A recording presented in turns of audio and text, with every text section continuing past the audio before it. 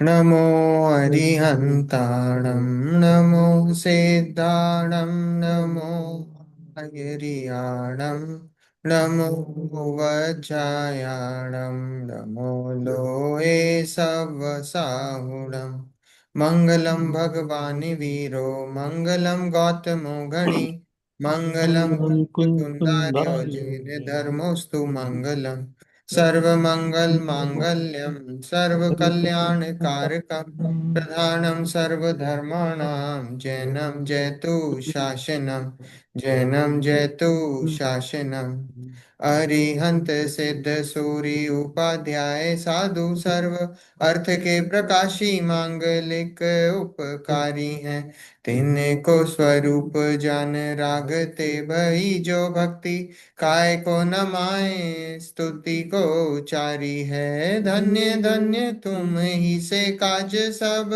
आज भय कर जोर बारंबार वंदना हमारी है मंगल कल्याण सुख ऐसो हम चाहते हैं ओ मेरी ऐसी दशा जैसी तुम धारी है ओ मेरी ऐसी दशा जैसी तुम धारी है मंगल में मंगल करण वीतराग विज्ञान नमो ताहि जाते भय हरिहंताभिमान करि मंगल करियो महाग्रंथ करण को काज जाते जाते पद समाज माही सब पावे निज पद राज। मोक्ष मार्ग प्रकाशक ग्रंथ खोल लेना पुस्तक है ना। अध्याय अध्याय 8 उपदेश के स्वरूप की चर्चा हमारी चल रही है और उसमें चरणान योग के विधान की चर्चा हमारी चल रही है। पेज नंबर 281 है ना। तो जो चरणान युग में जो उपदेश दिया गया है वो दो प्रकार का दिया गया है। एक तो व्यवहार का और एक है निश्चय सहित व्यवहार का। तो ऐसे दो प्रकार से जो है चरणान युग में उपदेश दिया गया है। और कल हमने देखा था कि किसी की तीव्र कषाय होती है तो वो तीव्र कषाय को छुड़ाने के लिए क्या करते हैं कि उसको मंद कषाय का उपदेश देते हैं। और मंद कषाय का उपदेश देते हैं और फिर देखो अंत में तो यही है कि वो मंद कषाय भी छुड़ाना है। पर लेकिन किसी को अब तीव्र कषाय से एकदम बोलो कि भाई आपको पूरी की पूरी कषाय छोड़नी है तो वो बहुत दिक्कत का काम है, वो नहीं छूटती। तो नहीं छूटती तो इसलिए क्या बोला, पहले मन तीव्र कषाय से मंद कषाय में आओ और फिर मंद कषाय के बाद फिर कषाय पूरी छोड़ो। लेकिन अगर आप उसको मौका ही नहीं दोगे तो फिर वो तीव्र कषाय में ही फंसा रहेगा। तो इसलिए ये यहाँ पे एग्जाम्पल दिया था, जैसे शीतांग का दिया था कि किसी को शीतांग हो और उसको फिर क्या करते हैं कि उसको ज्वर, और उसको क्या बोला कि उसको टेम्परेचर बढ़ाने का, तो उसको ठंडे ठंडा है उसका शरीर तो उसको टेम्परेचर बढ़ाने का, उसको टेम्परेचर बढ़ाने का जो है दवाई देते हैं। और फिर जब टेम्परेचर अगर थोड़ा सा बढ़ गया तो फिर वो टेम्परेचर भी हटाना है। वो जो ज्वर की दवाई दी है वो भी हटाना है। तो वो वास्तव में तो दोनों उसको खत्म करना है ना। लेकिन पहले तो जो अभी टेंशन जो किस पे देना है, फोकस किस पे है कि पहले जो अभी सामने बीमारी दिख रही है उसको दूर करना है। तो जैसे है ना एग्जाम्पल, जैसे कपड़े धोते हैं अपन, तो कपड़े धोते हैं तो साबुन, साबुन क्या है, साबुन भी अशुद्धि है। अभी कपड़े जब धोते हैं तो साबुन भी अशुद्धि है। क्यों? क्योंकि साबुन भी आपको वो भी छुड़ाना है, साबुन भी धोना पड़ेगी ना। तो लेकिन अगर आपकी गंदगी है तो गंदगी है तो आप सीधे धोगे तो वो नहीं निकलेगी, पहले वो साबुन लगाना पड़ेगा। फिर वो साबुन लगाओगे तो वो साबुन भी हटाना पड़ेगी, है ना। तो अभी वो वैसे ही है कि वो तीव्र कषाय से पहले मंद कषाय और मंद कषाय के बाद वो मंद कषाय भी वो छुड़ाना पड़ेगी। तो ऐसा ऐसा उपदेश दिया है, ऐसा चरणान युग का विधान है। देखो आगे 281 पेज पढ़ते हैं अपन, सेकंड पैराग्राफ। तथा चरणान युग में जैसे जीव पाप छोड़कर धर्म में लगे वैसे अनेक युक्तियों द्वारा वर्णन करते हैं। वहाँ लौकिक दृष्टांत युक्ति उदाहरण न्याय वृत्ति के द्वारा समझाते हैं, वहां कहीं अन्य मत के भी उदाहरण आदि कहते हैं। जैसे सूक्त मुक्तावली में लक्ष्मी को कमल वासिनी कही, वह समुद्र में विष और लक्ष्मी उत्पन्न हुए, उस अपेक्षा उसे विष की भगनी कही है, इस प्रकार अन्यत्र कहते हैं। अब यहाँ एग्जाम्पल दिया है कि चरणान युग में क्या है कि जीव पाप छुड़ाकर धर्म में लगे, पाप को छुड़ाते हैं, और पाप को छुड़ाकर अब वो धर्म में लगे तो वो मंद कषाय में लाएंगे, वो मंद कषाय से फिर धर्म में लगाएंगे। तो वैसी अनेक युक्तियों द्वारा वर्णन करते हैं, वहां लौकिक दृष्टांत भी देते हैं। तो कैसा दिया है कि युक्ति उदाहरण न्याय वृत्ति के द्वारा समझाते हैं, युक्ति से उदाहरणों से न्याय लगाकर वो समझाते हैं। और वहां और कहीं अन्य मत के उदाहरण भी देते हैं, उनको समझाने के लिए अन्य मत के उदाहरण भी लगेंगे। कहीं दूसरे मतों में जो बात कही गई है वैसे उदाहरण कहते हैं। जैसे ग्रंथ है सूक्त मुक्तावली में क्या बताया कि लक्ष्मी को कमल वासिनी कही, वह समुद्र में विष और लक्ष्मी उत्पन्न हुए, उस अपेक्षा उसे विष की भगनी कही है। अब जो लक्ष्मी है उनके जो जो वैदिक परंपरा है उसमें लक्ष्मी कैसी है, वो लक्ष्मी कमल के ऊपर रहती, कमल वासिनी कहा है। और उसको वो कहाँ से उत्पन्न हुई है, वो समुद्र में उत्पन्न हुई है।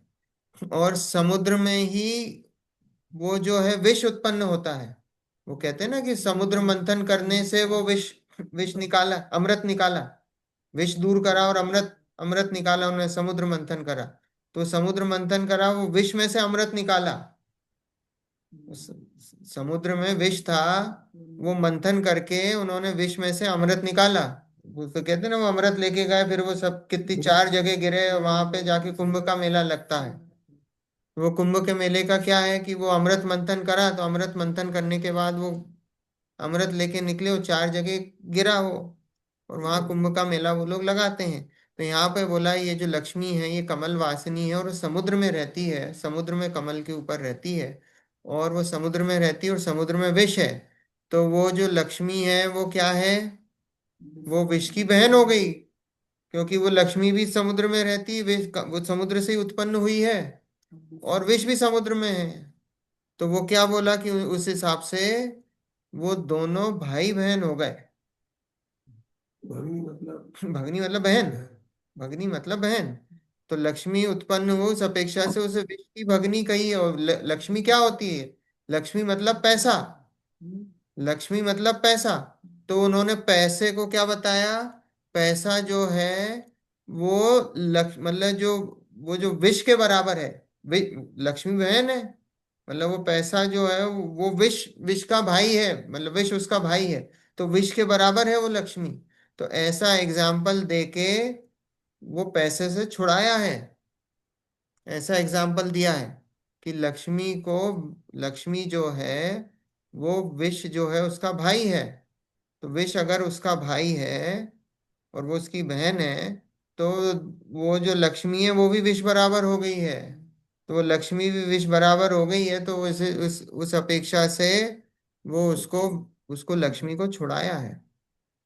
ऐसा एग्जाम्पल दिया है। तो यहाँ बताया पंडित जी ने कि दूसरों दूसरों के धर्मों का भी उदाहरण ऐसे देखने को मिलता है, देते हैं शास्त्रों में। सूक्त मुक्तावली ग्रंथ जो है उसमें बताया है ऐसा।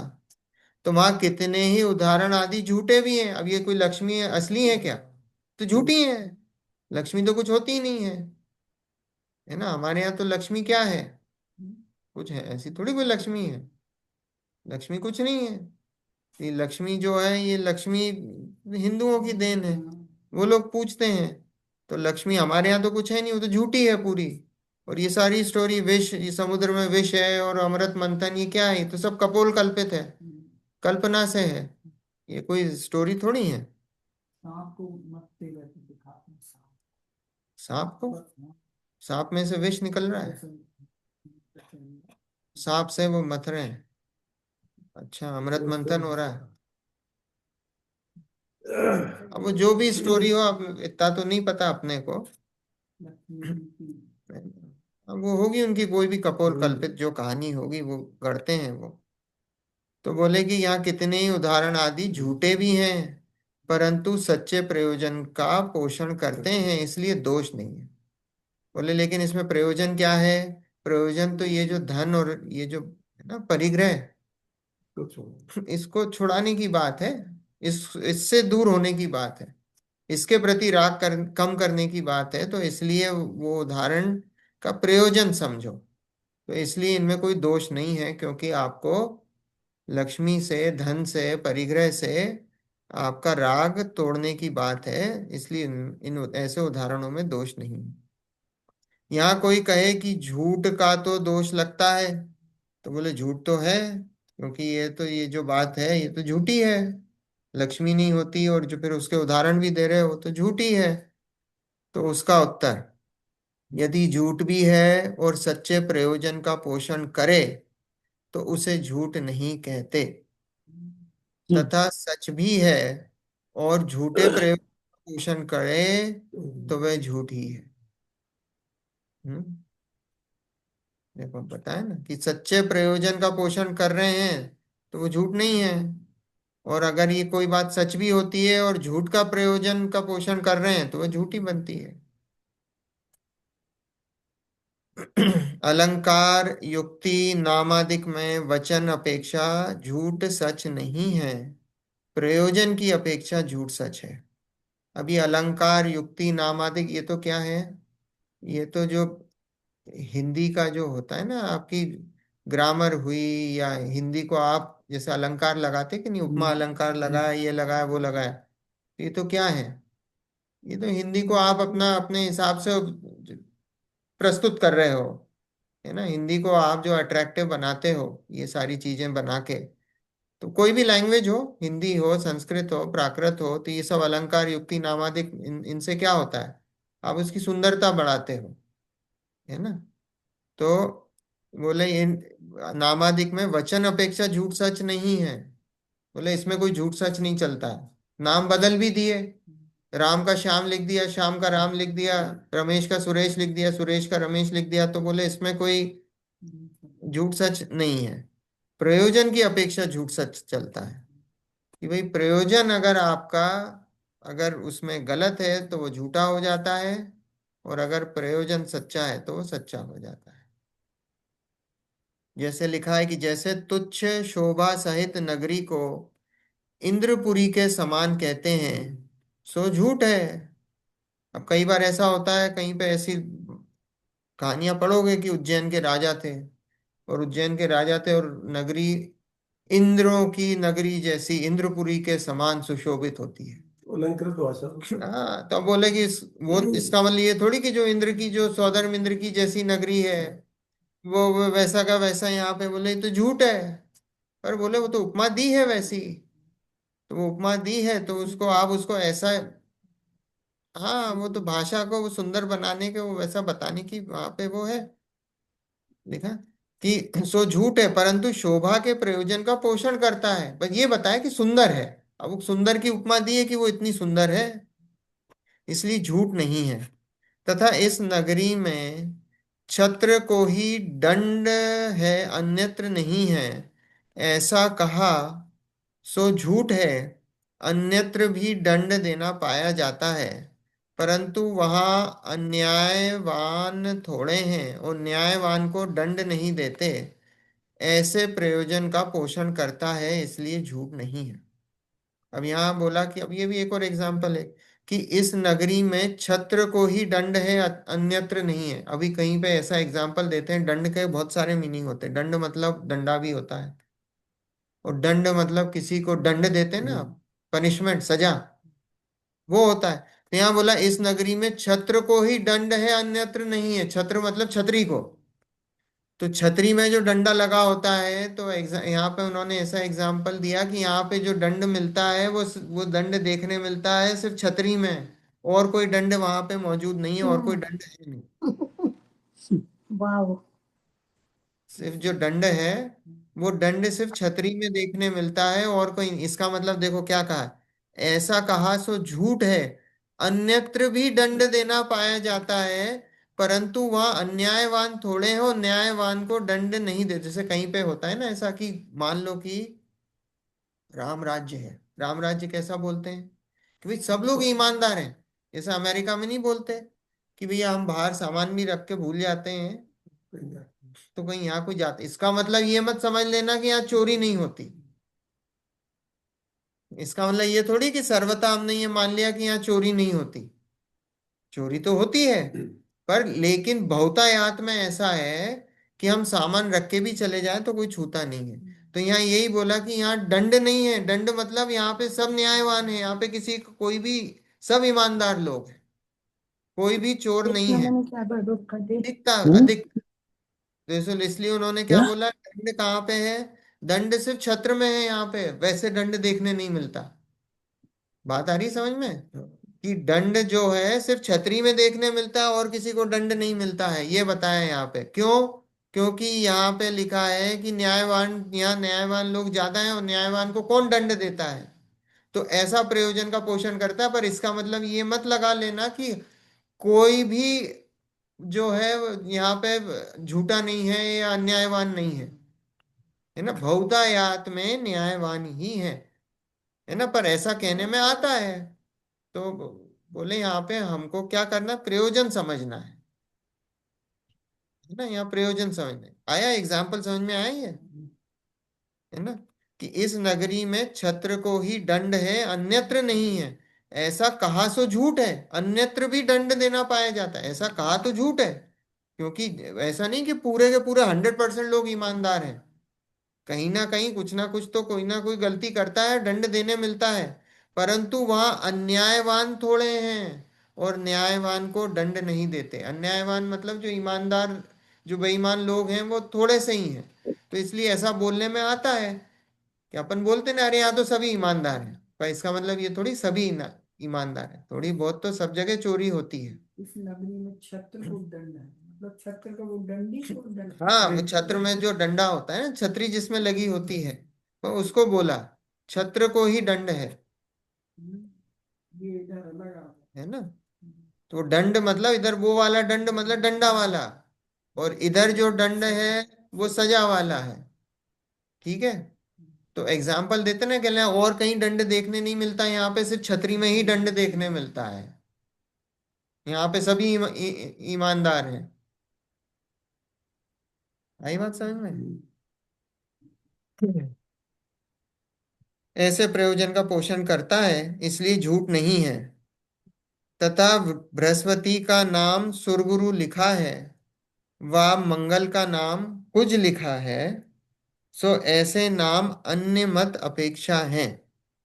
इनका अक्षरार्थ है सो झूठा है, परंतु वह नाम उस पदार्थ का अर्थ प्रकट करता है, इसलिए झूठ नहीं है। अब ये जो बृहस्पति हैं अपनी, ये इसमें भी है भक्तांबर में। सुरगुरु का है, कौन सा है वो, जो भी चौथे नंबर 5वें नंबर का दोहा है। गुरुओं के गुरु। आई हम्म। थिंक गुरुओं के गुरु। देवों के गुरु। ओ, सुर गुरु। ओके। सुरगुरु अपन ने, आप आए थे ना आंटी उस दिन, आप आए थे क्या? मुझे पता नहीं है। मैंने। जब भक्तांबर में अपन ने अर्थ लिया था तो, नो। हाँ, तो वो उसमें बृहस्पति कौन है? बृहस्पति देवों के गुरु हैं। अब ये अपने यहाँ नहीं है, ये उनके उसमें हम्म। है ना। तो बृहस्पति क्या है? वो देवों के गुरु हैं। बृहस्पतिवार होता है कि नहीं अपने यहाँ? या कौन सा दिन बृहस्पतिवार? गुरुवार। हाँ, थर्सडे। उसको गुरुवार भी बोलते हैं। तो वो क्यों बोलते हैं? क्योंकि जो बृहस्पति हैं वो देवों के गुरु हैं। तो बृहस्पतिवार को गुरुवार भी बोला जाता है। हम्म। आई बात समझ में? तो बृहस्पति को गुरु है वो देवों के, तो इसलिए बृहस्पतिवार को गुरुवार भी बोला जाता है। तो यहाँ लिखा है कि बृहस्पति का नाम सुरगुरु लिखा है। हम्म। मतलब सुर मतलब देव, देवों के गुरु लिखा है। वह मंगल का नाम कुज लिखा है। हाँ, मंगलवार है वो सब ग्रहों के नाम पे है, देवों के नाम पे है ना। तो मंगल का नाम कुछ लिखा है। सो ऐसे नाम अन्य मत अपेक्षा है। बोले हमारे यहाँ नहीं है ये। कुछ का क्या मतलब है? अब कुछ इसमें कुछ होंगे आंटी, कुछ मंगल का नाम कुछ बोलते होंगे ये। हम्म। तो अभी ग्रह नक्षत्र हैं इनके, है ना, मंगल भी जो है उनके ग्रह नक्षत्र हैं, बृहस्पति भी ग्रह नक्षत्र है, वो सब ग्रह नक्षत्र के नाम से चलता है उनका। तो मंगल का नाम कुछ लिखा है, सो ऐसा नाम अन्य मत अपेक्षा है। इनका अक्षरार्थ है सो झूठा है, परंतु वह नाम उस पदार्थ का अर्थ प्रकट करता है, इसलिए झूठ नहीं। अब क्या बोला कि अभी अगर हम इनके अक्षर से लेंगे, बृहस्पति नामक तो कोई चीज होती नहीं है देवों में, है ना, और मंगल नामक भी कुछ है नहीं ऐसा। पर लेकिन हम उसका पदार्थ का अर्थ लेंगे, तो बृहस्पति मतलब देवों के गुरु, देवों के गुरु मतलब देवों में जो सबसे बुद्धिमान है हम्म। है ना, तो हम उसका क्या पदार्थ का अर्थ लेंगे कि जो इधर जो लेंगे सुरगुरु मतलब जो देवों में सबसे बुद्धिमान है, तो हमको उसका वैसा अर्थ लेना है, पदार्थ का अर्थ लेना है, इसलिए फिर वो झूठ नहीं कहलाता।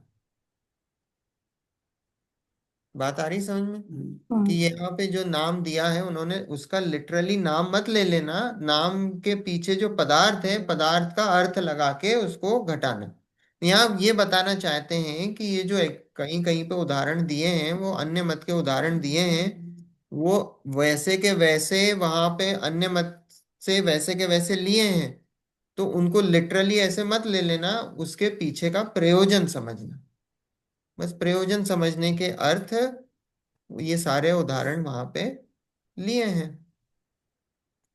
ठीक है, आ रही बात समझ में? हम्म। इस प्रकार अन्य मतादि के उदाहरण देते हैं सो झूठ है, परंतु उदाहरण आदि का तो श्रद्धान कराना है नहीं, श्रद्धान तो प्रयोजन का कराना है, और प्रयोजन सच्चा है, इसलिए दोष नहीं है।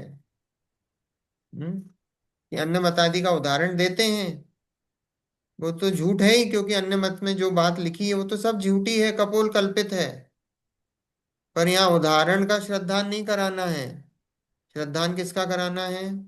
उसके पीछे क्या प्रयोजन है, क्या बात बताना चाहते हैं, उसका श्रद्धान कराना है, और वो प्रयोजन सच्चा है, इसलिए दोष नहीं है। ठीक है,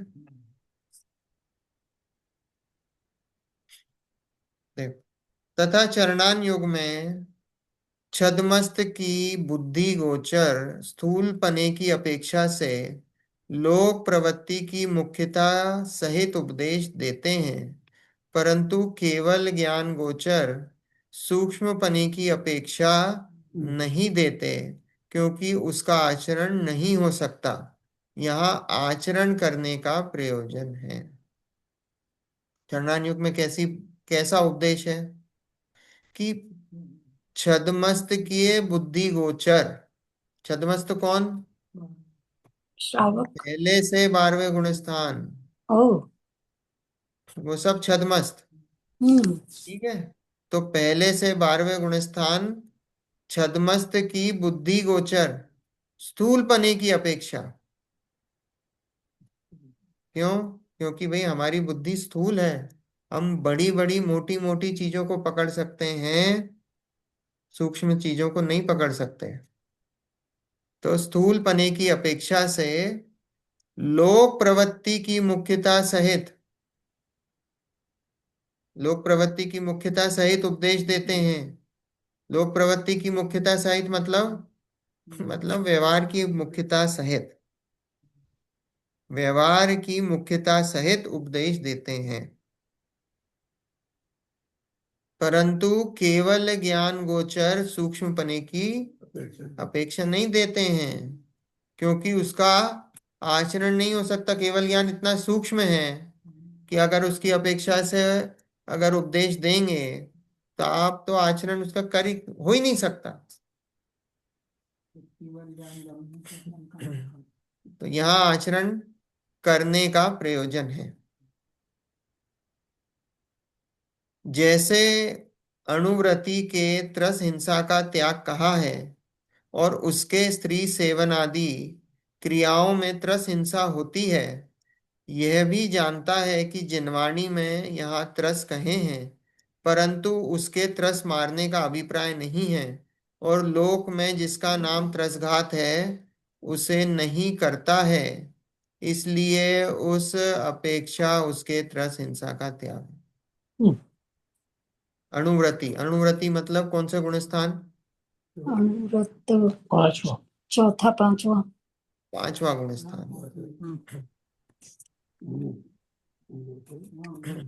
यानी महाव्रति। छठ सात में पांचवे से ऊपर, छठावी, छठे से ऊपर। अणुव्रति मतलब पांचवा। तो अणुव्रति के त्रस हिंसा का त्याग कहा है। अणुव्रति के त्रस हिंसा का त्याग है ना। दूसरी प्रतिमा है व्रत प्रतिमा। व्रत प्रतिमा में फिर है पांच इंद्र जो है ना, उनमें त्रस का और त्रस जीवों का त्याग है, त्रस जीवों की हिंसा का त्याग है पांचवें गुण स्थान में। तो पांचवें गुण स्थान में त्रस जीवों की हिंसा का त्याग है। तो इसमें लिखा है कि स्त्री सेवन आदि की क्रिया फिर भी करता है वो, क्योंकि ब्रह्मचर्य जो प्रतिमा है ना, वो सातवीं प्रतिमा है। तो सातवीं प्रतिमा है वो ब्रह्मचर्य प्रतिमा, मतलब पांचवें गुण स्थान वाला शादी कर सकता है कि नहीं कर सकता? कर सकता है, जब तक वो सातवीं प्रतिमा में नहीं आता, है ना। जब तक वो सातवीं प्रतिमा में नहीं आता उसके बाद वो ब्रह्मचर्य व्रत लेता है। उसके पहले शादी कर सकता है, बच्चे भी हो सकते हैं, सब हो सकते हैं। तो बोले स्त्री सेवन आदि की क्रियाओं में त्रस हिंसा होती है। शादी कर रहा है, स्त्री सेवन कर रहा है, तो उसमें त्रस हिंसा होती है। और लेकिन उसको कहा क्या, कहा है कि वो अणुव्रती है और उसको त्रस हिंसा का त्याग है। तो यहाँ लिखा है कि यह भी जानता है कि जिनवाणी में यहाँ त्रस कहे हैं, परंतु उसे त्रस मारने का अभिप्राय नहीं है। वो पांचवें गुण स्थान वाला है, वो जानता है कि स्त्री सेवन करते हैं तो त्रस हिंसा होती है, और उसको त्रस हिंसा का त्याग है। उसके बावजूद वो स्त्री सेवन करता है। तो परंतु तो क्या लिखा है कि अभिप्राय नहीं है, परंतु उसके त्रस मारने का अभिप्राय नहीं है, और लोक में जिसका नाम त्रस घात है उसे नहीं करता है, इसलिए उस अपेक्षा से उसे त्रस हिंसा का त्याग है। तो लोक में क्या है, त्रस हिंसा का क्या है सामान्य रूप से? कि भाई जो अपन ये खा रहे हैं ना, जो मांस नहीं खाते हो आप, द्विदल नहीं खाते हो, जो भी त्रस का त्याग है, जो भी है, जिस प्रकार की भी जो हिंसा है उसकी यथा योग्य वो उसका उसको त्याग होता है ना। तो लोक में जिस जैसी है ना, चार प्रकार की हिंसा है ना, औद्योगिक हिंसा, आरंभी हिंसा, विरोधी हिंसा, है ना। तो वो जिस हिसाब से वो जिस जिस अभी सिचुएशन में है, वो उस सिचुएशन में वो उतनी हिंसा तो मेंटेन है उसकी, है ना। कि जैसे मान लो संकल्पी हिंसा है, तो संकल्पी हिंसा का त्याग होगा उसको, संकल्प करके नहीं मारेगा। आरंभी हिंसा भी नहीं करेगा कि भाई जहां पे त्रस्त जीवों का हो। उद्योगी भी नहीं करेगा, ऐसा उद्योग भी नहीं डालेगा जहां त्रस्त जीवों की हिंसा हो रही हो। और विरोधी भी नहीं करेगा, युद्ध भी नहीं लड़ने जाता है। पांचवें गुणस्थान वाला युद्ध लड़ने नहीं जाता है। चौथे गुणस्थान में युद्ध होता है, पांचवें गुणस्थान में युद्ध नहीं होता है। अणुव्रति युद्ध नहीं करते हैं। त्रस हिंसा का त्याग है ना।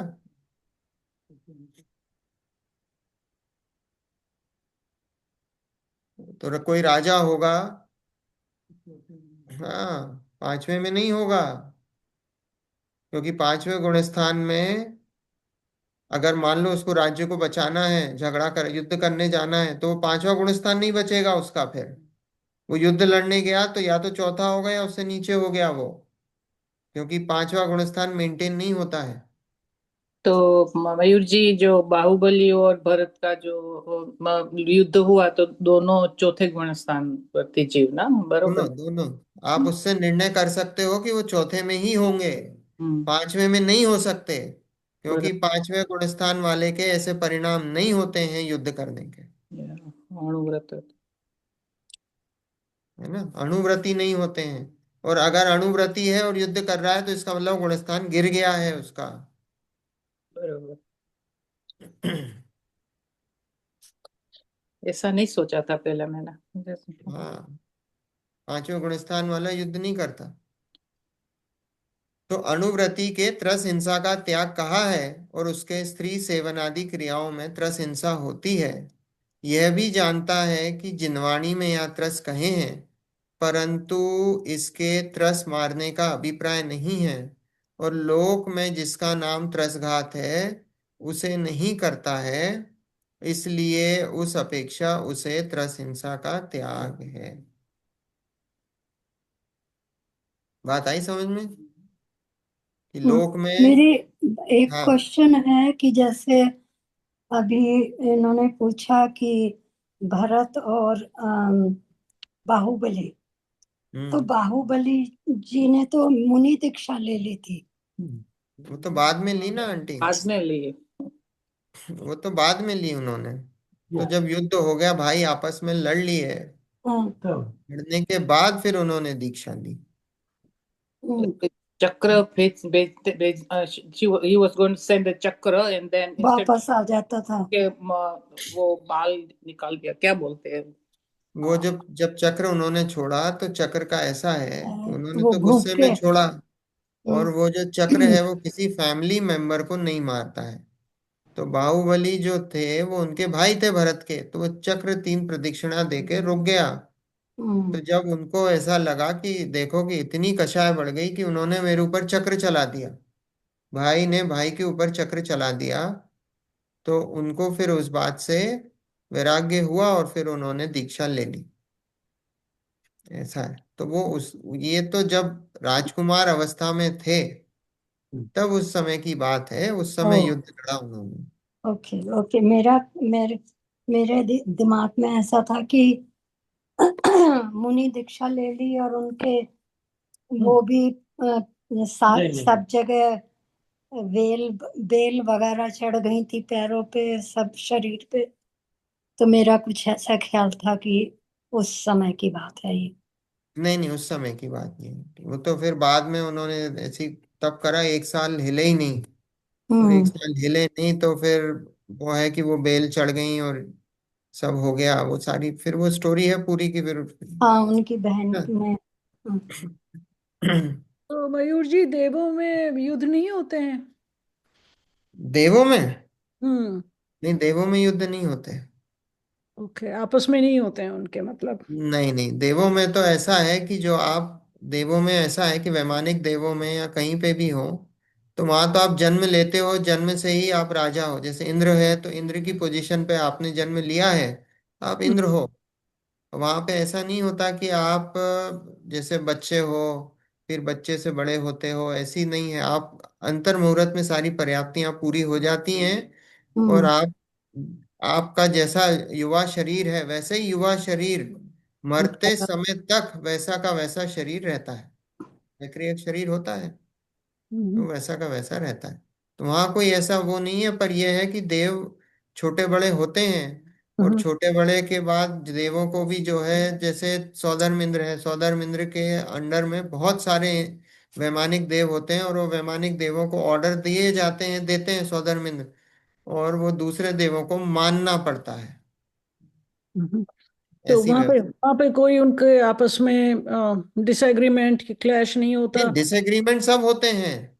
आपको जैसे अभी आपको किसी आप बॉस के अंडर काम करते हो, तो हम्म, बॉस के अंडर काम करते हो तो आप उसके मुंह पे डिसएग्रीमेंट नहीं करोगे। अच्छा अच्छा। पर अंदर तो क्या होता है, अंदर तो कषाय है ना, तो अंदर आपको ऐसा लगता है कि मैं देखो, मेरे को इनका कहना मानना पड़ता है, मैं छोटा तो हूं इनसे। युद्ध से मतलब यहाँ फिजिकल लड़ाई नहीं, वाला ये फिजिकल है? फिजिकल झगड़ा नहीं है, अच्छा। फिजिकल मारकाट नहीं है। Right right. तो वो हाँ नहीं, पर हाँ। मन में हो सकती है लेकिन। हाँ, मन में तो रहती ना।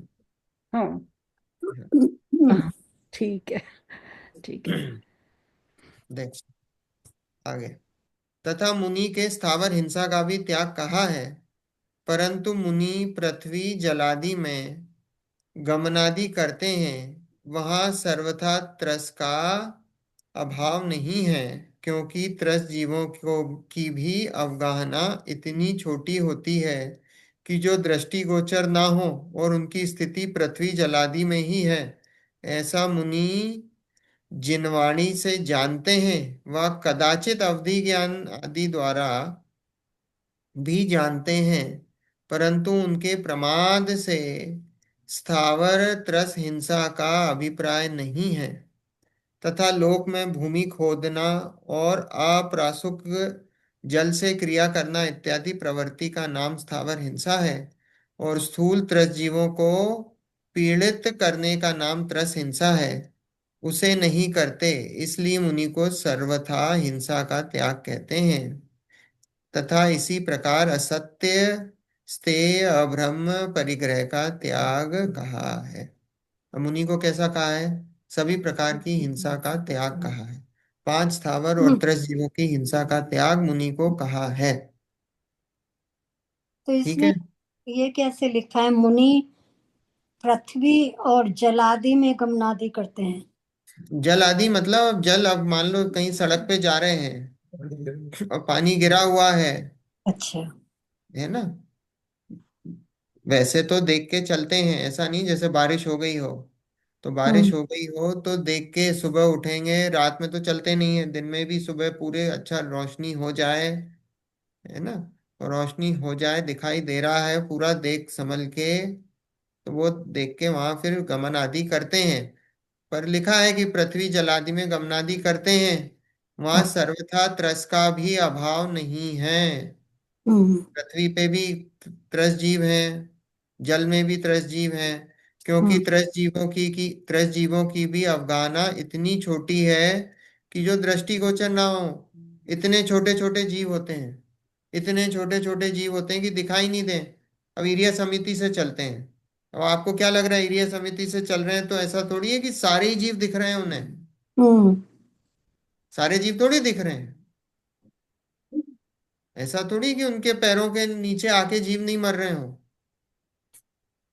मर ही रहे होंगे। तो यहाँ लिखा है कि दृष्टिगोचर ना हो और उनकी स्थिति पृथ्वी जलादि में ही है, ऐसा मुनि जिनवाणी से जानते हैं। जिनवाणी से जानते हैं। अब देखो ना, इधर लिखा है स्थावर जीवों की भी हिंसा का त्याग है। अब मान लो बारिश हुई तो अपन ने देखा था चार प्रकार के जल जीव हैं। हम्म जल जीव ही चार प्रकार के हैं। एक तो जल जीव, जल कायिक और जल काय, अपन ने देखा था ना। और कौन सा है? और एक जल। एक तो जल जीव, जल कायिक, जल काय और जल, देखे थे ना अपन ने। जल जीव क्या है? जो विग्रह गति का जीव, जो जल में जन्म लेने वाला हो, उसको जल जीव बोला। जल हम्म काय को मतलब वो काय और जो जीव दोनों मिलाकर, अभी जल जो जल का जो जीव, जो जल में, जल ही जिसका शरीर है, उसमें अभी आत्मा है, वो जल काय। जल काय मतलब कि अब उसमें से आत्मा चली गई, सिर्फ काय काय बची, शरीर बचा है, वो जल काय। और उन सभी को जल भी बोल दिया जाता है सामान्य रूप से।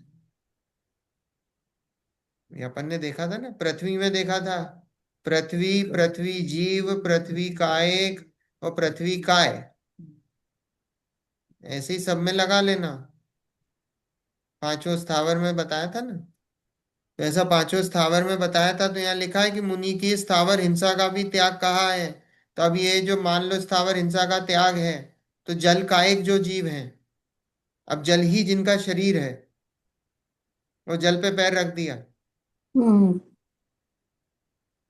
तो क्या होगा? हिंसा हुई कि नहीं स्थावर जीवों की?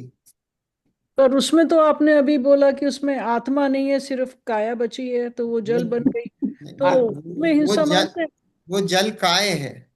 हैं, जल अभी काय है मैंने तो। कहा जल कायक। राइट।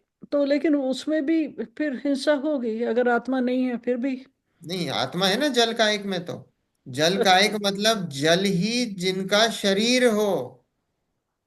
हाँ। जल ही जिनका शरीर हो, ऐसे जल का एक पानी के जो मॉलिक्यूल्स हैं, पानी के जो जो मॉलिक्यूल्स हैं, उन मॉलिक्यूल्स के अंदर जो जीव रहते हैं, वो पानी के मॉलिक्यूल्स ही उनका शरीर है।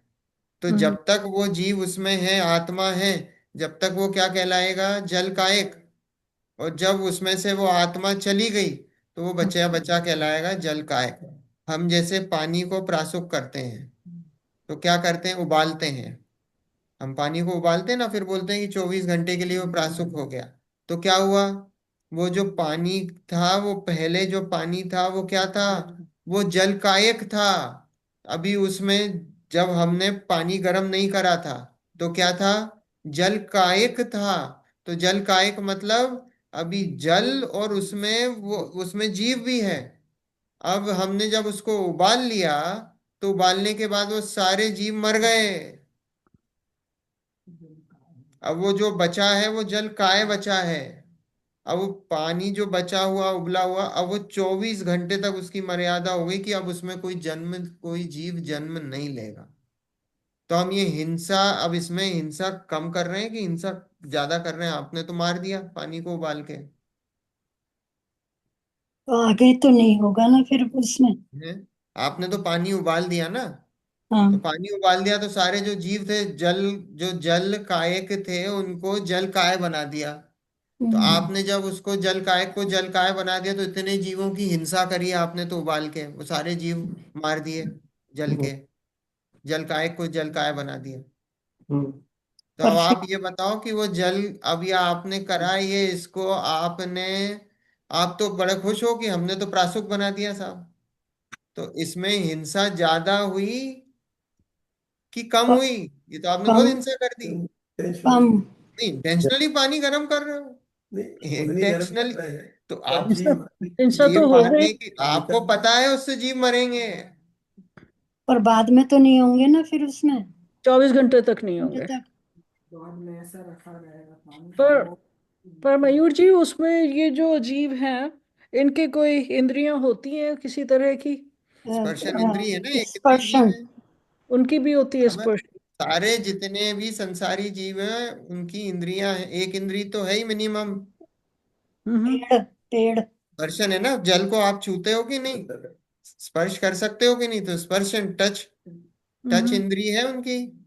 जो टच है वो सेंस है।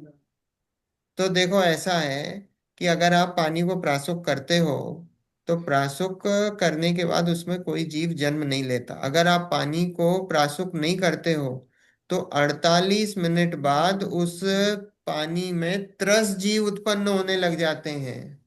तो इसलिए अनछना पानी पीना मांस खाने के बराबर है, क्योंकि उसमें त्रस जीवों की उत्पत्ति होने लग जाती है। अब जब आपने उसको प्रासुक कर दिया है छान के, छान के ही करना, बिना छने को प्रासुक मत करना। तो छान के जब आपने उसको प्रासुक करा है, तो उसमें अब 24 घंटे तक त्रस जीवों की जीव नहीं होते। उत्पत्ति नहीं होगी। मयूर जी, हाँ। आपने आपका एक जीव का 4 प्रकार बोला, तो वो सूक्ष्म, बादर, पर्याप्त, अपर्याप्त, तो इसमें वो भेद अलग पड़ते हैं आपने जो हाँ। अब देखो सूक्ष्म। ये जो मैंने, हाँ, तो हम्म। ये जो है, ये हम्म। पृथ्वी काय, जल काय, अग्नि काय और वायु काय, वनस्पति काय अभी हटा दो। हाँ जी। तो इन चार में सूक्ष्म और बादर, ऐसे दो भेद पड़ते हैं। हम्म। ठीक है। वनस्पति काय में हमने देखा था कि वनस्पति काय में दो भेद होते हैं, साधारण और प्रत्येक। जो हम्म। प्रत्येक होती है वो प्रत्येक बादर ही होती है, और हम्म। जो साधारण होती है उसमें सूक्ष्म और बादर के भेद पड़ते हैं। हम्म। ठीक है। बरोबर। ये पृथ्वी का है, जल का है, वायु का है, अग्नि का है, इसके तो सूक्ष्म और बादर ऐसे दो भेद हैं। और और इसमें जो भी वनस्पति काय है अकेली, हम्म, उसके जो दो भेद हैं वो साधारण और प्रत्येक। प्रत्येक से बादर होती है, उसमें सूक्ष्म नहीं होता है। और जो साधारण होती है, साधारण में सूक्ष्म और बादर ऐसे दो भेद पड़ते हैं। बराबर। तो बिना हिंसा किए क्या चीज कंज्यूम की जा सकती है, कोई चीज? देखिए ऐसा है, not even not even air. नहीं, एयर में भी है, एयर में भी है जी। हाँ, तो वही सब मैं जगह कह रही हूँ ना। हिंसा तो है। हिंसा तो सब जगह है। हम्म। लेकिन हम यहाँ पे बात कर रहे हैं हिंसा कम से कम हो। हाँ, राइट राइट। है ना, हिंसा कम से कम हो। अभी हमने देखा था ना कि अब अपन आलू का, लौकी का, मांस का, अपन ने वो सब उदाहरण देखा था। तो वो उसका क्या अभिप्राय है बताने का, कि भाई हिंसा कम से कम हो। हिंसा करते हैं, हिंसा का तो पाप लग ही रहा है। पर यह है कि अब जैसे बहुत सारी चीजें ऐसी है, सांस लेते हो, सांस लेने में हिंसा करने का कोई परिणाम नहीं है, तो पाप भी बहुत बहुत बहुत कम है उसका। क्योंकि अभी हमारा अभिप्राय ही नहीं है वहां पे किसी जीव को मारने का। हम्म भले ही जीव मर रहे हैं, है ना, लेकिन पाप उसमें बहुत कम है। लेकिन फिर आप ये मत सोचना कि जैसे हम गाड़ी चला रहे हैं, तो गाड़ी चला रहे हैं, बोले हम गाड़ी चला रहे हैं, हमारे मारने का तो परिणाम नहीं है, लेकिन फिर भी जीव आके मर रहे हैं, उसमें पूरा पाप लगेगा। उसमें प्रमाद का पाप लगता है। समझ रहे हो आप? फिर तो क्योंकि आप ऐसी फिर सभी चीजों में लगा दो, कहले हम आलू खाते हैं लेकिन हमारा कोई अभिप्राय नहीं है किसी जीव को मारने का। वो तो स्वच्छंद ही पाप बन लगता गया। है। है ना, ऐसा। देखो, कॉम्प्लिकेटेड है ये थॉट। कॉम्प्लिकेटेड नहीं, थॉट कॉम्प्लिकेटेड तो नहीं है। देखो आंटी, ऐसा है कि अभी अपन अपन उन चीजों को कॉम्प्लिकेट बना देते हैं, ऐसा कुछ नहीं। और धीरे धीरे अभी देखो, अब आप बार बार सुनोगे करोगे तो आप खुद अपना तर्क लगाओगे, और आपको तर्क से उस बात का निर्णय होगा। हम्म अभी तो देखो, अभी आप अभी शुरू ही करा है ना सुनना, तो धीरे धीरे धीरे धीरे थोड़ा सा समय लगेगा। और फिर हम्म थोड़ा समय के बाद आप खुद अपने तर्क से आप निर्णय कर सकोगे कि ये बात सही है कि कौन सी बात गलत है। क्रिया और परिणाम में का दोष नहीं दिखता अभिप्राय में। राइट। हाँ, क्रिया परिणाम अभिप्राय अभी। हाँ, हाँ। मयूर जी, हम हाँ, हम सब नहीं कर सकते, लेकिन समझ के बाद जमीन कन छोड़ सकते हैं। It's like there are certain things we can do. so that's like जो बेइंद्रिय एकंद्रिय जीव ने हिंसा नो वो सब सोचना वो सही बात है कि हमको we have to be careful, but at the same time what we can do is there's a lot of things we can do. So yeah, Charna Yoga का ये this paragraph is all that's talking about you do what you can. Right right. बिल्कुल। और अपना कम से कम जैनों का इतना, जैसे एक साधारण जो एक जैनों की प्रवृत्ति होती है, सदाचार जिसे बोलते हैं, तो ये जो सदाचार की चीजें हैं, देखो इसमें आलू नहीं खाना, अब ये तो आज के टाइम पे ऐसा बताना पड़ता है, नहीं तो ये पहले सदाचार था। रात्रि भोजन का त्याग, अनछने पानी का त्याग, जमी कन का त्याग, ये तो क्या है कि ये सदाचार था जैनों का। झूठ नहीं बोलना, है ना। पहले क्या, कोर्ट में गवाही होती थी, जैनों को बुलाते थे, जैनों को बुलाया और जैनों से बुला हिस्टोरिकली के तो बोला। मयूर जी, हिस्टोरिकली तो इतने सारे एविडेंस हैं हिस्ट्री में जहाँ पे मैं जैनों को बुरा नहीं कहना चाह रही हूँ, लेकिन उनके वजह से भी बहुत गड़बड़ हुई है बहुत। क्योंकि बिजनेस में होते थे ना ज्यादातर, और जब बिजनेस में नहीं होते तो थे आप तो आप कितने पहले के हिस्टोरिकल, मतलब कितने साल पहले जा रही हो? 100-200 साल पहले, दो सौ सौ दो साल सौ साल नहीं, मैं वो आपको तो पाँच कुछ सौ भी नहीं है। हजार 2000 साल पुरानी बात बता रहा हूँ। अच्छा अच्छा 100-200 साल से तो सब गड़बड़ी शुरू हो गड़बड़ गई। शुरू हो गई है। अच्छा अच्छा। हाँ, 200-400 साल से तो ये सब गड़बड़ी चली रही, क्योंकि देखो ये सारी बात, ये कब लिखा है मोक्षमार्ग प्रकाशक, आज से 250-250 साल पहले लिखा है।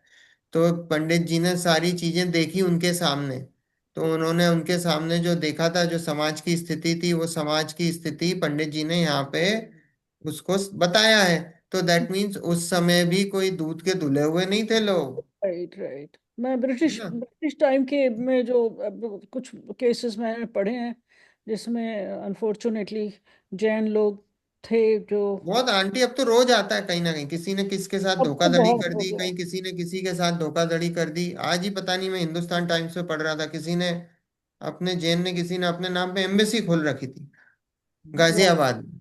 वो वाह। वीजा बांट रहा था। हाँ हाँ। मतलब इतनी ज्यादा, और ऐसी ऐसी कंट्रियों के कुछ बांट दिए जो कंट्री एग्जिस्ट ही नहीं करती हैं, लोगों को ऐसा ठगी करी उसने। राइट। पकड़ा गया, जेल गया है, जेल में करा है अभी। और इतना दिमाग करोड़ों दिमाग अरबों रुपए ज्यादा होता कमाए। है ना। ये तो नाम डुबोने वाली बात हो गई। जैन नाम लगा हाँ, के। मतलब कहने का मतलब, अब जैनों का वैसी वैसी स्थिति नहीं बची है जो पहले होती थी कि इनके नाम की गवाही दे दो जैनों को तो बोले बात सही है, हाँ झूठ बिल्कुल। नहीं बोलते हैं। गुरुदेव का था ना, गुरुदेव के ऊपर केस लगा दिया था, है ना। तो गुरुदेव के ऊपर केस लगाया तो गुरुदेव ने कहा कि भैया मैं केस लड़ूंगा, 5 रुपए का कुछ था। नहीं, मैं वकील करूंगा, 100 रुपए का खर्च करे। वहां पे पहुंचे कोर्ट में, तो कोर्ट ने कहा भैया ये जैन है, ये झूठ नहीं बोल सकता। वो जज ने ये कह दिया, फैसला हो गया, ये झूठ नहीं बोल सकता। और बोले कि इनका जो खर्चा हुआ है वकील का, वो आपको देना पड़ेगा, सामने वाली पार्टी को। तो गुरुदेव ने कहा नहीं, रहने दो, मुझे इससे कुछ नहीं लेना है, और मुझे इससे कुछ नहीं, मुझे तो ये बताना था कि मैं झूठ नहीं बोलता हूँ। ईमानदारी। हाँ, कल तो इतना नाम लेकिन। चलता था जैनों का। ये तो आज से 100 100 150 साल पुराना, अंग्रेजों के टाइम की बात है। इतना राइट। नाम था। देखो आगे, ऐसे मुनि जिन वाणी से जानते हैं वह कदाचित अवधि ज्ञान आदि द्वारा भी जानते हैं, परंतु उनके प्रमाद से स्थावर त्रस हिंसा का अभिप्राय नहीं है। मुनिराज को दिमाग। हम्म, कितने प्रकार के प्रमाद, 15 प्रकार का प्रमाद, उसका त्याग होता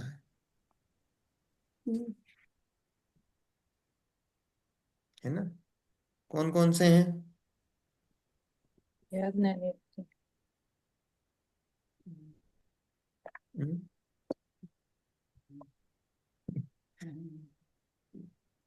याद है किसी को 15 प्रकार के प्रमाद?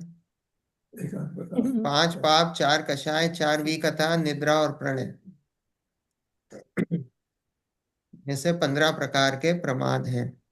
तो मुनिराज को 15 प्रकार के प्रमाद हैं, उनका त्याग है। तो प्रमाद से स्थावर त्रस हिंसा का भी अभिप्राय नहीं है। हम्म। तथा लोक में भूमि खोदना तथा आप्रासुक जल से क्रिया करना इत्यादि प्रवृत्ति का नाम स्थावर हिंसा है। तो लोक में क्या बताया स्थावर हिंसा की डेफिनेशन? कि भाई भूमि खोदना, अप्रासुक जल का प्रयोग करना इत्यादि प्रवृत्ति का नाम स्थावर हिंसा है।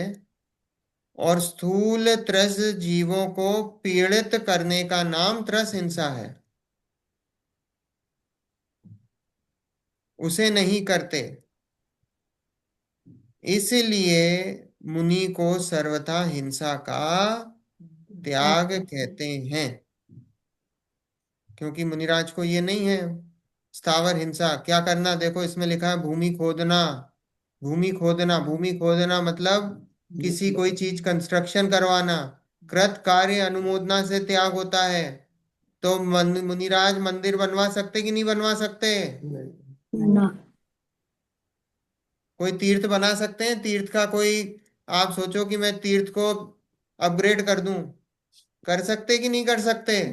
वो ना। खुद तो नहीं करते लेकिन उनके नाम पे बहुत करते हैं लोग। के नाम पे वो खुद अनुमोदना कर रहे हैं, अनुमोदना का पाप लगता है पूरा। राइट, वही मैं कल बोल रही थी आपको कि तो जैसे मैं इसलिए दिनों में। इसलिए अगर अनुमोदना कर रहे हैं तो उनको स्थावर हिंसा का पाप लग रहा है। इसका मतलब ये हुआ कि उनके मूल गुण नहीं पल रहे हैं, इसका मतलब ये हुआ कि वो मुनि नहीं है। हमें मतलब उन्हें मुनि नहीं मानना चाहिए, मुनि तो वो रहते ही हैं फिर भी। अब हम तो आपको जो जिनवाणी में लिखा है हम तो वो बता रहे हैं। अच्छा अच्छा, नहीं मैं बाकी सोच। मानना ना मानना वो सब अपना पर्सनल मैटर। हम तो जो जिनवाणी में लिखा है हम तो वो जिनवाणी में जैसा बताया गया है वैसे ही बता रहे हैं। अच्छा अच्छा, ठीक है। है ना, सॉरी। लिखा भूमि खोदना, आप रासुक जल से क्रिया करना, आप रासुक जल, मंदिर बनता है तो वहां पे तराई होती है। तो आपको क्या लग रहा है वो तराई कौन से जल से होती है? प्रासुक जल से होती है। कोई पानी सवाल ही डालते हैं नहीं। सीमेंट के ऊपर। हम्म? कंक्रीट बनता है तो आपको लगता है वो प्रासुक जल से बन रहा है? इसलिए मंदिर बनाने का कार्य किसका? श्रावक का है, मुनि का नहीं है। हम्म, नाम तो मुनि का ही हो, है। नाम तो मुनि का ही हो कि इनकी वजह से बन गया ये प्रेरक रहे। तो आप डिसाइड करो अंकल, जिनवाणी के हिसाब से सही है कि गलत है। हम्म। नाम मुनि का हो रहा है और मुनि ने अगर अनुमोदना करी तो आप डिसाइड करो। जिनवाणी आपको डायरेक्शन देगी, बाकी तो फिर आपको डिसाइड करना है।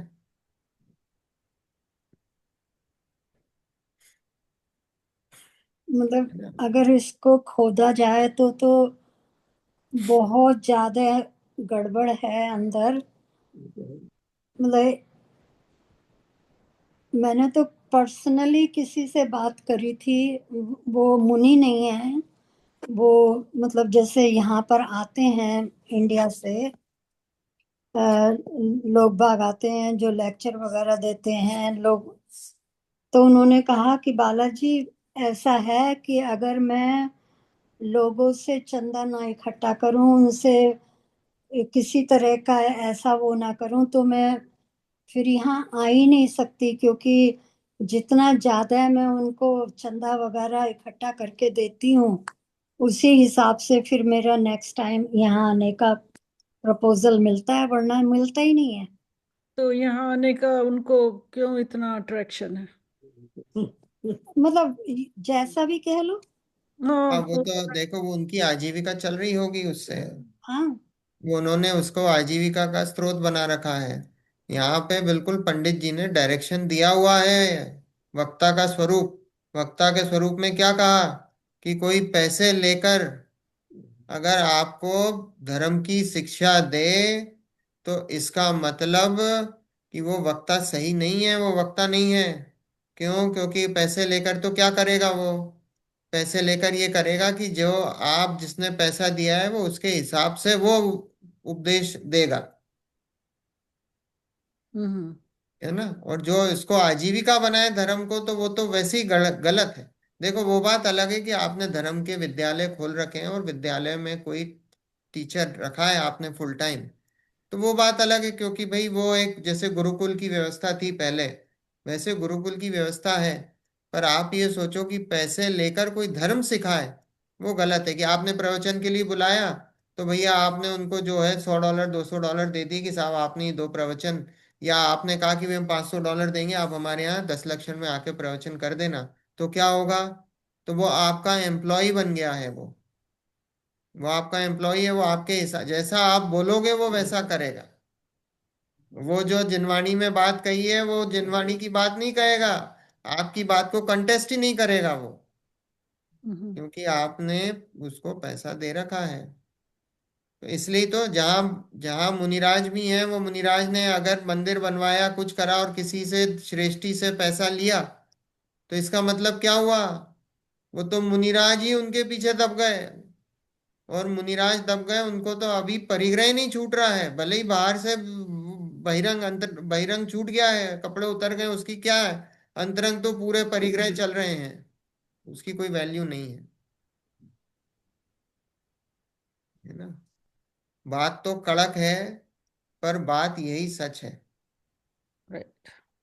है ना। अभी अच्छा, हम जो मुनि सोचेंगे अभी महाराज तो बुक्स वगैरह लिखते हैं फिर, और वो फिर मैंने देखा अमेजोन पे मिलती भी हैं। मैं एक एक बुक मैंने खरीदी भी थी, एक मुनि महाराज की, जो वैसे उन्होंने बच्चों के लिए वो लिखा है कि उनका कैसा अब बिहेवियर देखो होना। उनने लिख दी और किसी और ने उसका संपादन करा दिया, वो बात अलग है। अच्छा। लेकिन अगर मुनिराज ही वो लेके बुक लेके बैठे हैं और उनके पीछे वो हो रहे हैं, भैया मेरी बुक छपवा दो, मेरी बुक अमेजोन पे करवा दो, मेरी बुक ये करवा दो, तो इसका मतलब क्या हुआ?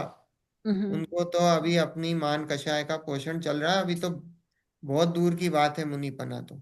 वो तो बिजनेस हो गया। हाँ, बहुत दूर की बात है। अच्छा। वो तो बिजनेस भी है, मान कषाय भी है, सब चल रहा है। हम्म। ऐसा है ना। ओह, चलिए, समय हो गया है ना। 282 पेज। अगले हफ्ते हम लोग नहीं है, अच्छा। Tuesday last. वेंसडे। तो अगले हफ्ते स्वाध्याय नहीं, उसके अगले हफ्ते से फिर अपन कंटिन्यू करेंगे। जुलाई के एंड में। हाँ आंटी, अब अगले हफ्ते नहीं है। अगले हफ्ता कौन सा है? 29 30 वाला नहीं है। अब अपन 5 तारीख से अपन कंटिन्यू ओके। करेंगे। ओके। ठीक है। चलिए, जिनवाणी स्तुति। स्याद्वादिने षट द्रव्य गुण पर्याय और प्रमाणिका, जड़ कर्म चेतन बंधिका, अरु कर्म के अवसान का, कह कर स्वरूप यथार्थ जग का, जो क्या उपकार है उसे उसके लिए जिनवाणी जिनवाणी माँ को वंदना ना शत शतबार है, वंदना वंदना शतबार, बार है। वंदना वंदना शतबार है। नौ बार नमः।